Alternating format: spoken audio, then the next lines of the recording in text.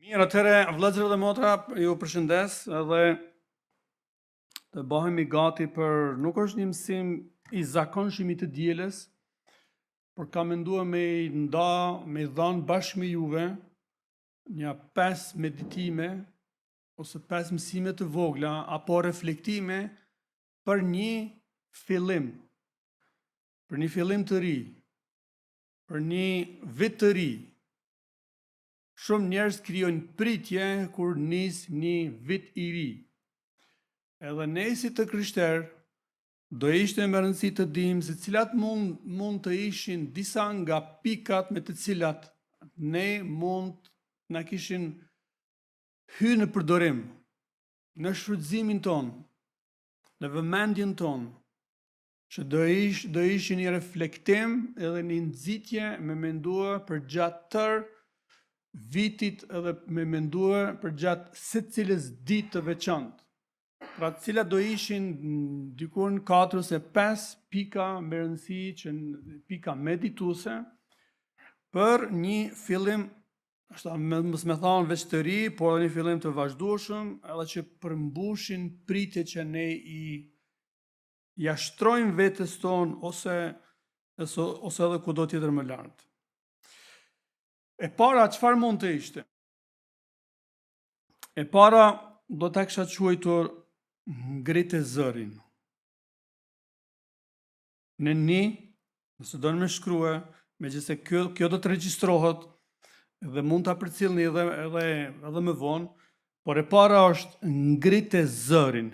Përcjellni zë, jo zonin tem, jo zonin tën, jo zonin e planeve të mia, jo zonin e arritjeve të mia ose ambicjeve, po zërin e lutjes, zërin e shpalljes, zërin e Zotit, zërin e besimit, zërin e ngazëllimit, zërin e lavdive të Zotit, zërin për shkeljet, zërin për memecin atë që nuk ka gojë, zërin për atë që është në burg, zërin për atë që nuk ka, zërin për atë që ka nevojë me u ngushëllue, zërin për atë që don me ecë, zërin për atë që don me u shpëtue, zërin për thirrje, zërin e Perëndisë. Ngrite zonin, ngrite zërin. Kur do flasim, kur do të mendojmë për një fillim të vazhdueshëm, të mirë, të bekum, ose edhe fillim të ri, nëse do në me quajt, atëre nis me këtë pikë, ngrite zërin. Ngrite zërin. Nuk mund të ngrejmë këtë zë ose këta zëra në emër të këtyre gjanave që i përmenda nëse ne nuk njohim zërin e Zotit. Jezusi na ka thirrur që ne ta dëgjojmë zërin e tij dhe ai tekstualisht na thotë se delet e mia e dëgjojnë zërin tim dhe njohin zërin tim. E njihni zërin e Zotit. Këtë zë që ju e njihni me ngrit më nalt. Po për diçka që do jetë edhe praktike, ngrite zërin për mua në këto gjëra që i përmena është edhe me ngrit volumin tanë. Volumin tanë.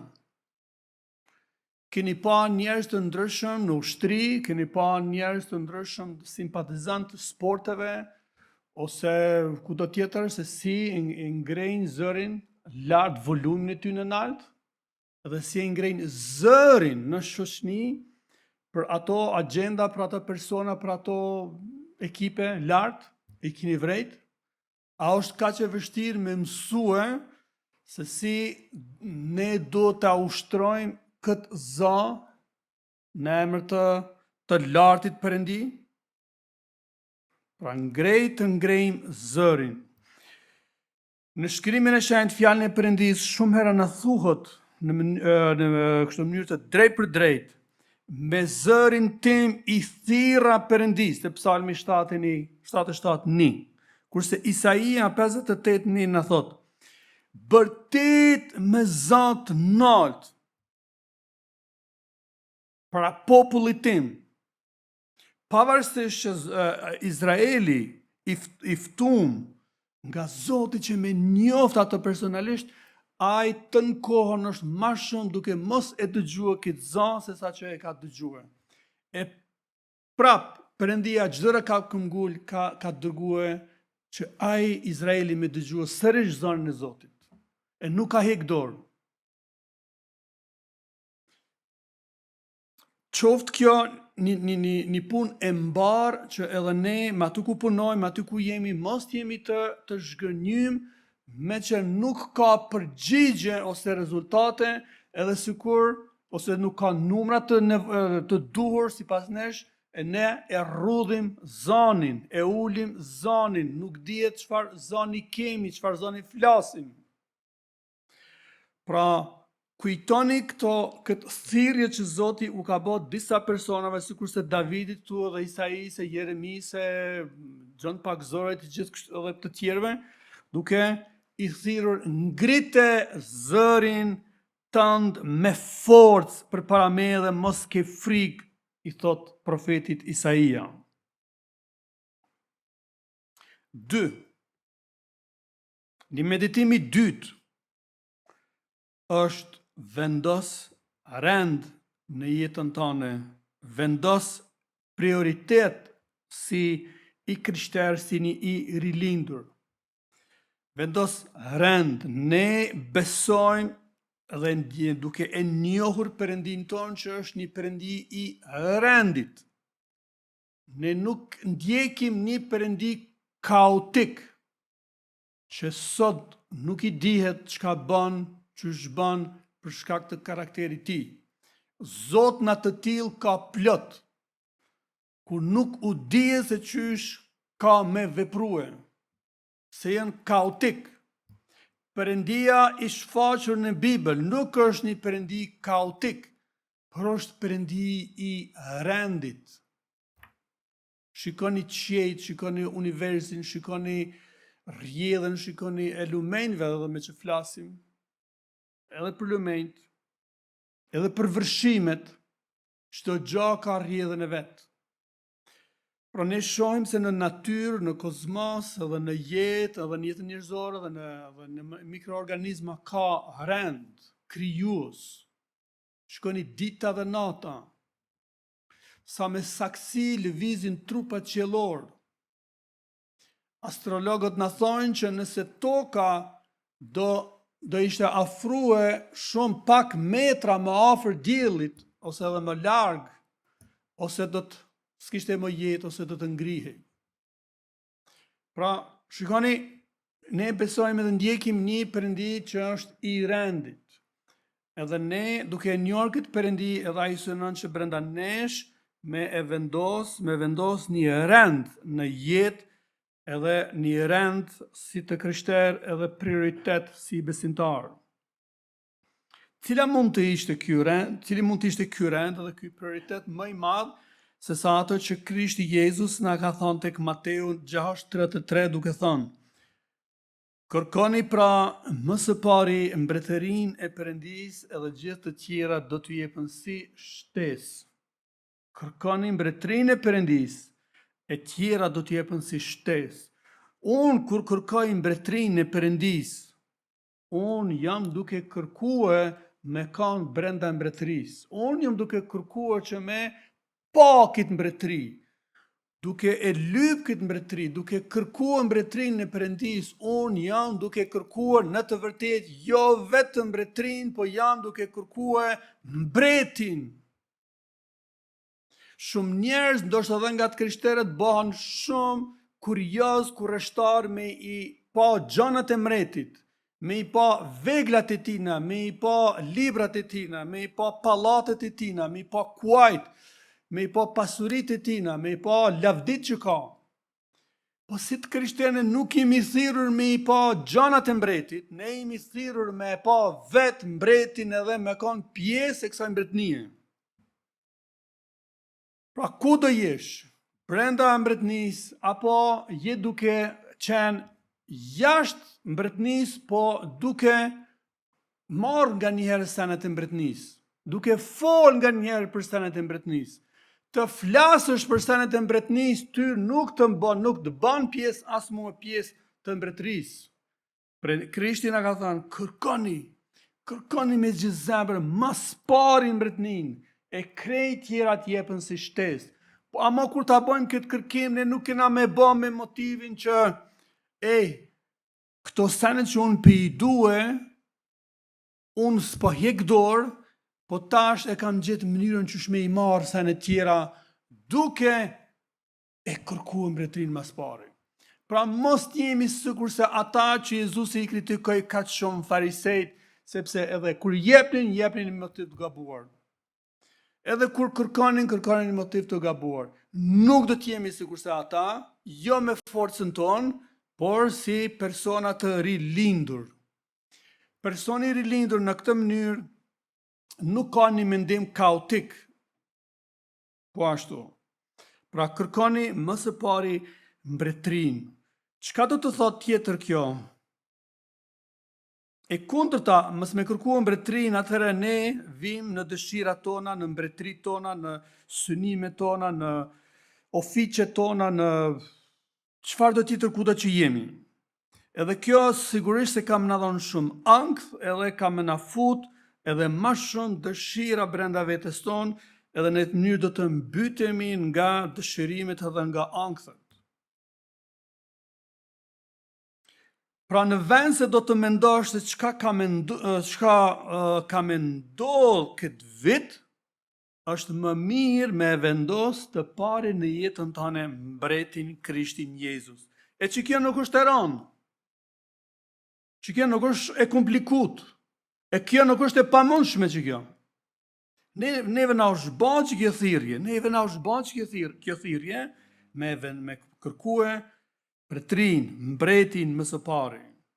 Jo çka ka me ndodhur këtë vit, por a kam vendosur unë plotësisht mbretin brenda vetes time, edhe jam duke kërkuar pra mbretërinë e tij. E psalmin prap Davidi, mbreti David na ka mësuar duke thënë që ai thot, o Zot, na i mëso ti numërojmë ditët tona që të fitojmë zemër të urtë.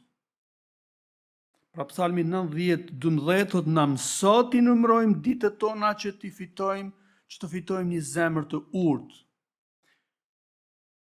Sa rrallë është kjo, sa kisha pas dëshirë njerëzit kudo që i takoj me flasim, me nis këtë vit të ri, me nis këtë kohë të re, me këtë psalm po ashtu. Nuk dëgjon, nuk sheh, nuk gjen. Zor është me gjetë thuhet edhe me llampë, njerëz që kërkojnë urtësinë dhe me pas në zemër të urtë, siç thot Davidi këtu. Ditët. Çka na tregojnë këtu ditët? Ditët këtu janë jo me u mat sa çfarë kemi bë tjetër gjë, e në realitetin që ne jetojmë sot, madje njerëzit nuk dinë as çfarë ditë është. Por ditët sipas Davidit janë për me fituar urtësinë. Ditët sipas Davidit janë si ta përdorim kohën, numëroj ditët për me fituar zemër të urtë. Nuk numërohen ditët veç kur për pagën, nuk numërohen ditët veç kur kryet një borxh, nuk numërohen ditët veç sa të shkon deri kur kam shkuar në pushim, nuk numërohen orët derisa të shkoj te gruaja, te fëmia, te nuk e di ku. Pra, ne jemi duke këshyr sahatin, orën, kalendarin gabimisht për gjëra tjera. Davidi na ka thënë se shikoni, numëroni ditët, numëroni minutat, numëroni kohën me fituar një zemër të urtë.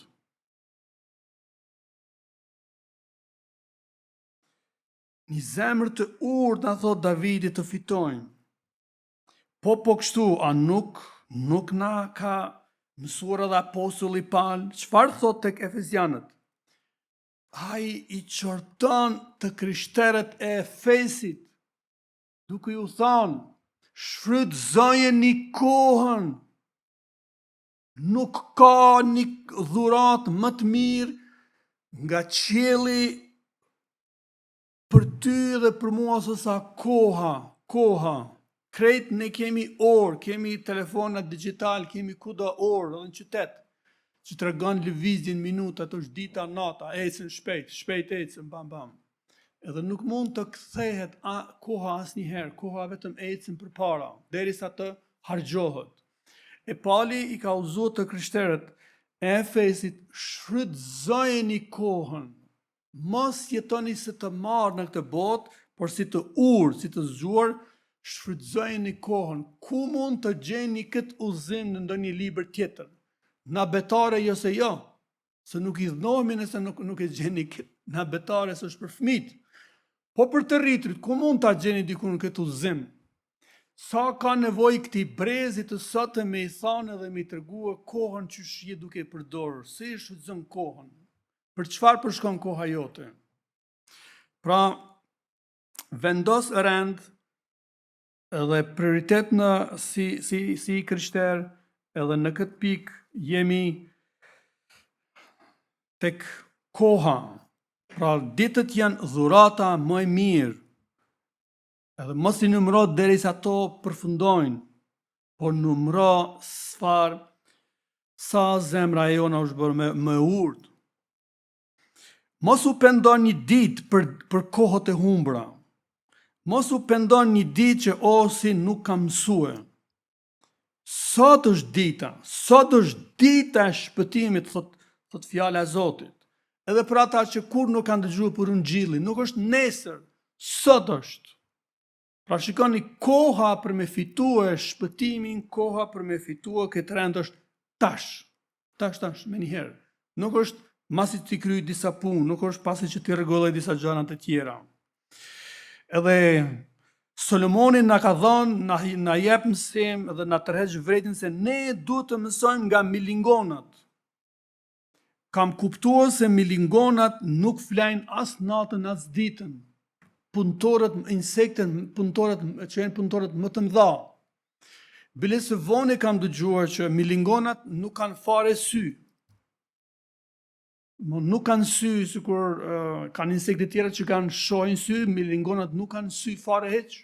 E din ku të shkojnë, din ku të kthehen, din çfarë ka nevojë dhe secili tuf, secila dhomë funksionon sipas rendit të tyre. E prap thot Solomoni se tufa, ose ajo çfarë quhet e milingonave, ata nuk kanë imbret. Po secili din punët se çfarë duhet të kryej. 3.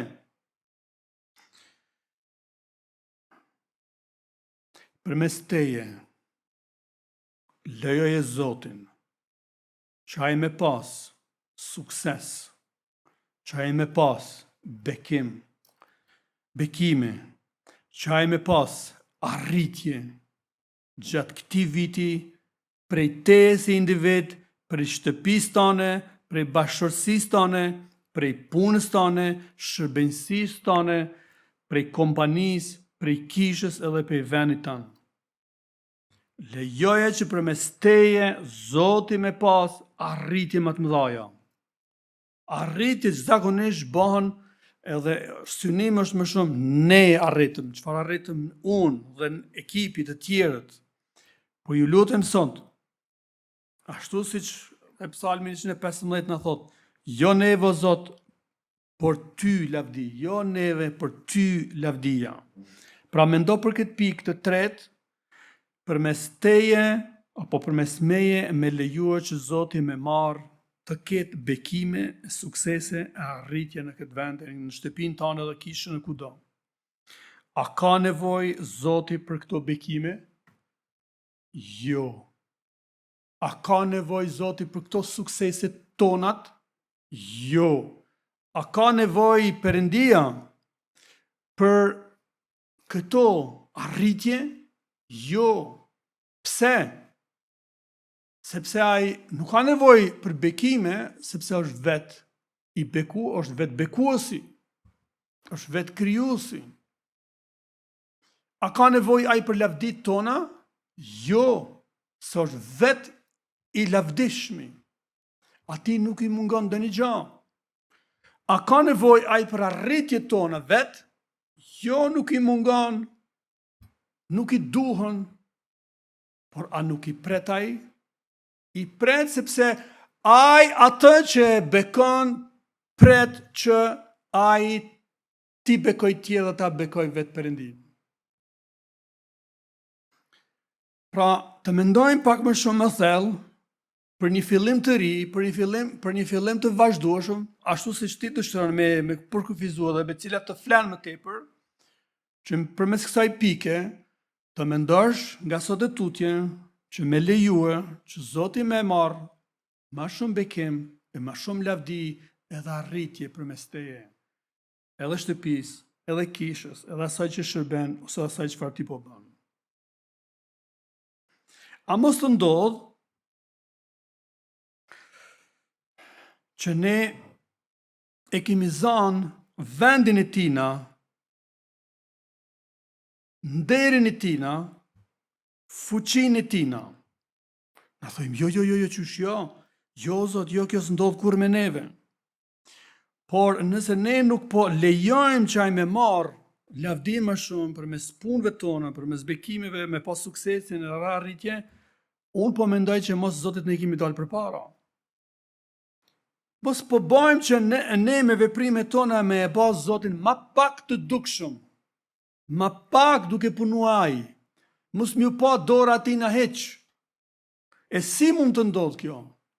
Por mirë dhe kur na jemi përqendruar kaq shumë rreth vetes tonë, kur kaq shumë unë që 1 vjet, që 10 vjet, unë e dyqysh silla si zemrum, silla çdore i dhnum, sillen disi sikur unë kam drejt. Çka do të thonë kjo?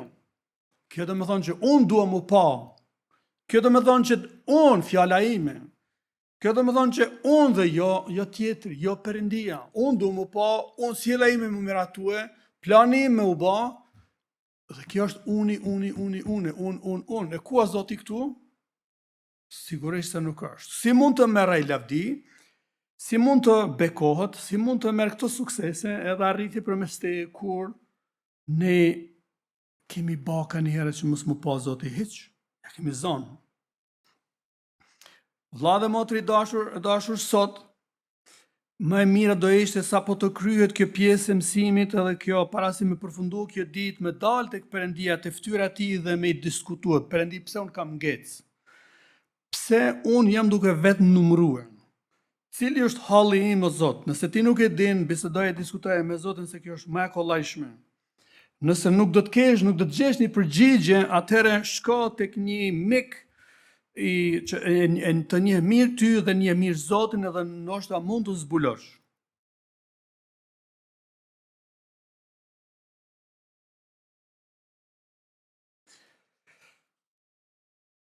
Katër.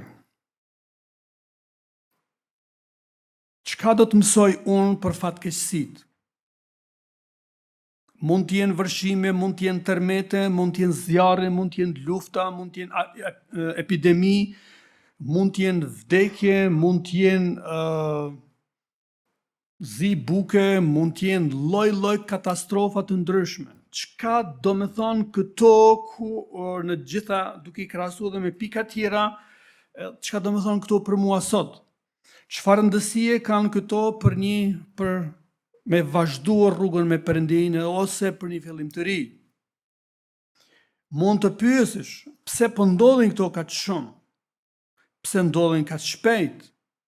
Pse njeriu i harron këto gjëra kaq shpejt edhe nuk mëson shumë prej këtyre gjanave? Ne po jetojmë në një kohë kur bën kaq shumë zhvillime në botë, të ndryshme, zhvillime të shpejta, të tmerrshme. Dikun ka shtyri për territor, dikun ka shtyri për ideologji, dikun ka supremaci, dikun ka kërcënim me armë bërthamore, dikun ka epidemi. Edhe bota në të vërtet kur nuk u kanë më e pasigur se sa dhe tash. Kërcënimet janë shumë më të mëdha, edhe gjasat për shkatrim edhe për vujtje janë më të mëdha tani se sa kur doherë që ka jetuar njeriu që nga koha e Adamit. Paramenoni, me vetëm Shebaat, së bashku me bashkimin me Rusin, Federatën Ruse, së bashku këto dyja kanë mbi 10.000 koka bërthamore. A mjafton vetëm njëna prej tyre me u shkep edhe gjysmë e popullatës vdes. 10.000 koka bërthamore. Shikoni çfarë është potenciali kaq i madh shkatërrues teknologjik. Po në anën tjetër kemi edhe potenciali kaq i madh që po rritet potenciali moral po ashtu kaq shkatërrues. Kudo? Pse lejohen këto gjëra? Pse lejohen vërshimat? Unë shkova mirë me flejt, kur kujt si kum pas në hak, kur kujt si kum pas borxh, me mundin tim e kom ba shtëpin. Nuk e kam vjedh. Mund të mendoj se cili kështu, dhe në mëngjes kur i zgjuhe, o borri yt, është mbushur plot ujë. Kafshët tua shtëpiake kanë ngordhur. Ore në ditë që i ke punu me kaq dashamirësi dhe me kaq kujdes, me kaq delikates, i ka marrë ujë. Atë televizionin plazma që i ke përusi 2-3 metra nga Gjermania ose kudo, është prish. Çdo gjë që ishte aty e shkëlqyshme, e ndritshme e ka marrë ujë. Edhe u zdasht me hell tutje për mbeturin. Pse? Pse na ndodhin fatkeqësitë për brenda nesh, ku jetojmë, edhe neve, edhe të tjerëve. Shumica e drejtojnë gishtin nga Perëndia, ajo është fajtori.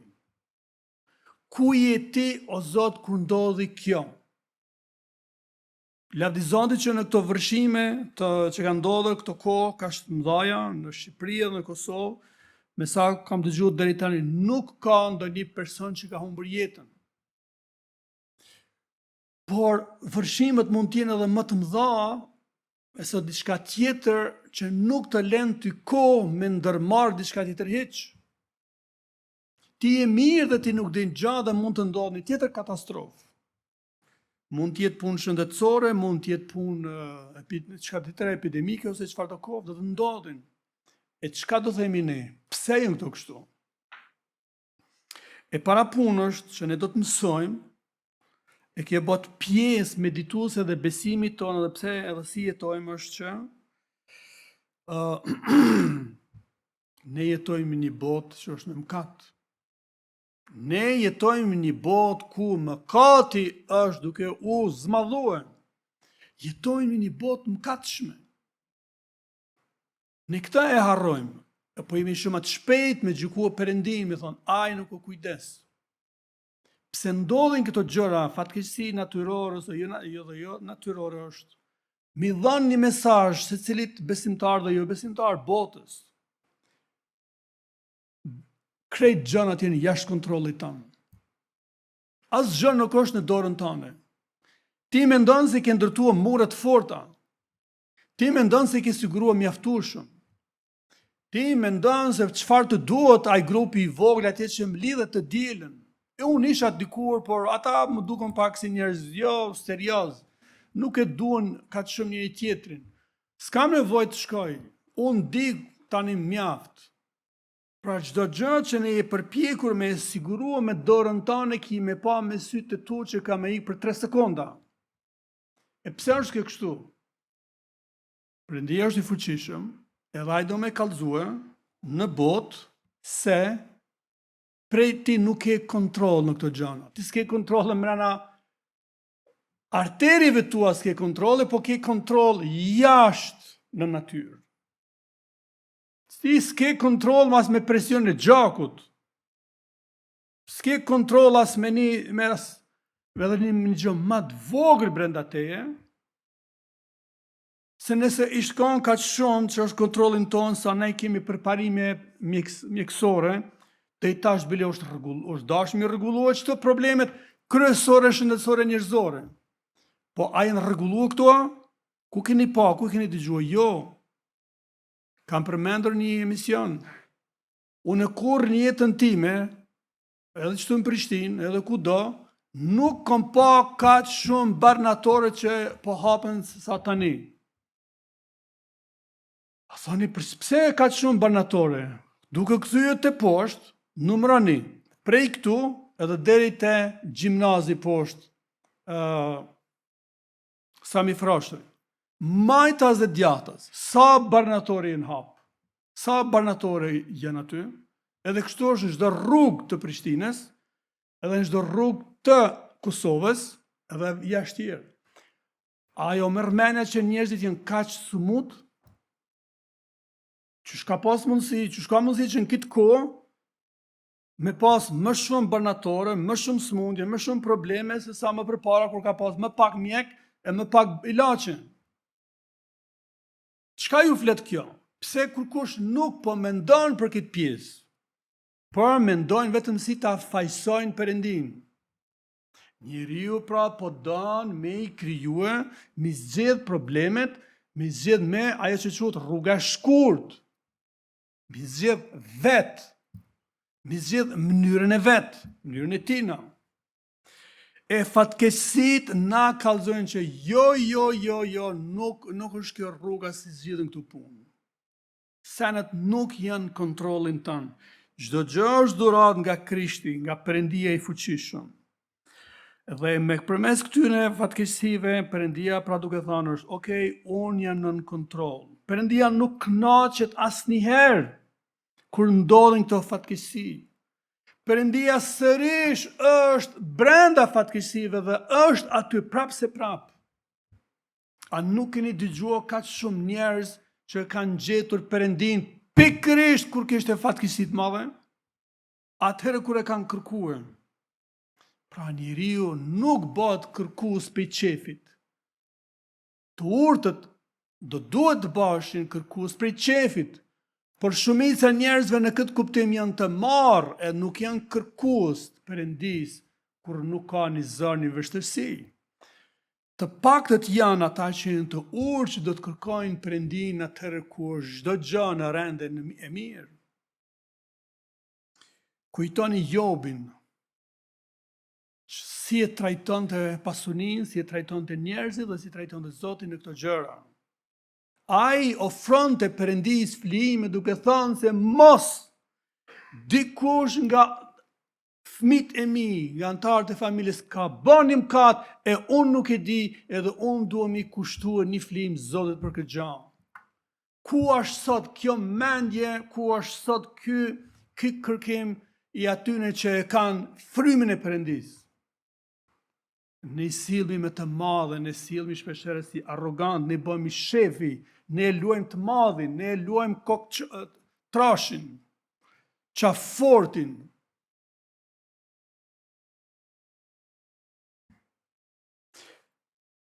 Ne kemi mbledh, por vjen dikush edhe të shkep. Ne kemi bë kufi, por vjen dikush edhe i zhduk. Ne kemi siguruar kështu na merr mendja, por vjen koha që do të mbetemi lakurish.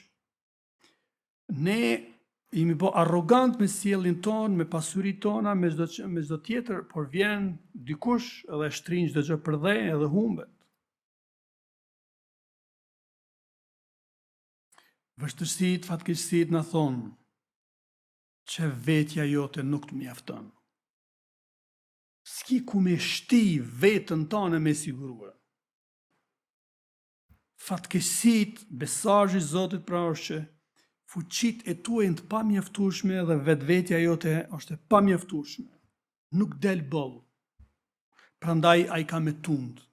Prandaj ai ka me luhat. Fatkeqësitë, po ashtu Zoti i përdor me na çuni për një mesazh, ne nuk jemi pronari i vërtet, po jemi të huaj. Fatkeqësitë, çfarë do të qofshin ato, na tregojnë që mbështetjet tona, njohuritë tona, potencialet tona janë shumë të vogla, të pakrahasueshme.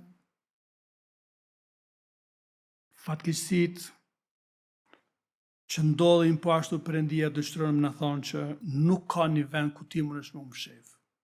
Nuk ka një vend ku mundesh me gjeti rahat. Përveç me thot Zoti.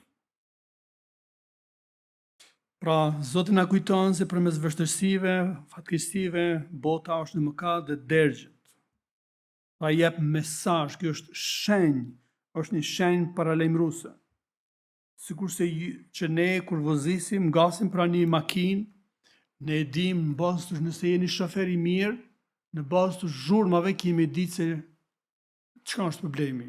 A është problemi te motori, a është problemi te rrota, a është problemi te karoseria, dhe ti në bazë të zhurmës do ta dish se çka është. A ka mjaftueshëm vaj, a ka mjaftueshëm, çfarë i mungon? Pra, zhurmat brenda makinës që ti e duke vozit, është vetëm një shenjë paralajmëruese që ti t'jep se diçka nuk është duke funksionuar mirë. Shoferi mirë ndalet më njëherë dhe do të di, do të pyes, do të gjej problemin. Shoferat që nuk dojnë, hajse s'është kur gjë, pas një kohë do të ngecë. Kështu është Perëndia dërgon pra shenja, fatkeqësitë janë shenja.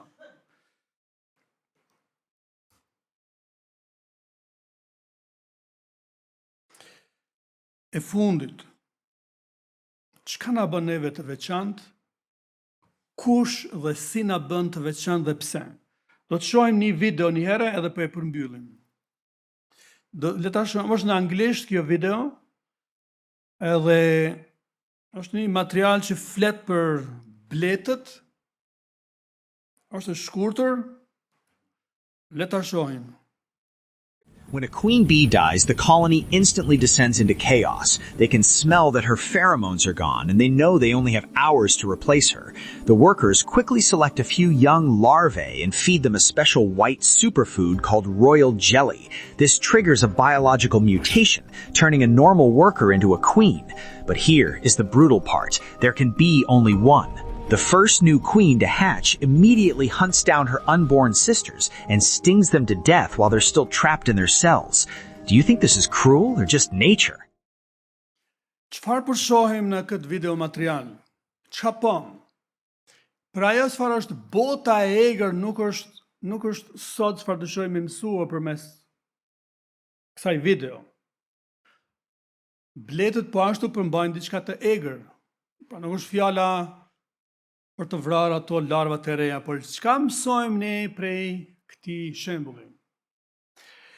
Kur në kosherën, pra në tufën e bledëve, një kosherë quhet kështu, kur mbretëresha vdes, kështu është edhe gjuha e saktë për bletën, se në Shqip është vetëm për njerëz përdoret fjala vdekje, jo për kafshë, për shtas, po është një përjashtim, vetëm për insektin e bletës përdoret fjala vdekje. Pra kur vdes bleta, mbretëresh, atëherë kosherja, tufa e bletëve, ndihen në panik sepse nuk e ndjejnë më atë fermonin, pa këtë elementin kimik nuk e ndjejnë më, edhe ato bien nën panik. Sepse një jetë e bletëve, kosherja, tufa, ajo mblidhet bashkë derisa mbretëresha është duke bërë vezët për larvat e reja. Janë punëtorët, është gjitha strukturuar, nuk do i shpjegojmë sot gjitha këto. Por kur ajo nuk është tërkohë, nuk ka me jetue, mbretëresha vdes. Çka po ndodh brenda kosherës? Materiali na tha, bletët që janë punëtore, pra dini që në koshere janë të strukturuar kush bën ujë, kush bën roje, kush punon brenda, kush fladit, kush e sjell mjaltin, gjitha janë të strukturuar, gjitha janë me rend, ka harmoni, nuk ka kaos. Por kur ndodh kaosi, vdes mbretëresha, çka ndodh? Atëherë këto bletët që janë, si me thanë, si kryepunëtorët, punëtorët kryesore, shkojnë edhe thamë në material që i zgjedhin ja 2-3 larva, i zgjedhin edhe i ushqejnë aty tha me royal gel. Royal gel. Kanë një ushqim pra ushqim të veçantë që ushquit mbretëror, nuk ushqen të tjera të larva kështu. Por i ushqen ato 3-4, edhe ajo që del e para, ajo që del më e mira, ajo bëhet mbretresha, edhe të tjera tha aty se i vrasin. Mirë, ne nuk po merrem me këtë punën e vrasjes së larvave tjera, po merremi me këtë punën e mbretreshës së re. Mbretresha e re. Çka po mësojmë këtu? Çka kemi në këtë shembull? Mua më ka bërë shumë përshtypje që kjo sekret që nuk e kam ditë shumë, Royal Gel. Se si punëtorët arrin me ushqye diçka, një lardh, një dhon, një ushqim ndryshe që nuk e kanë tjerat, e atë e bën mbretresh.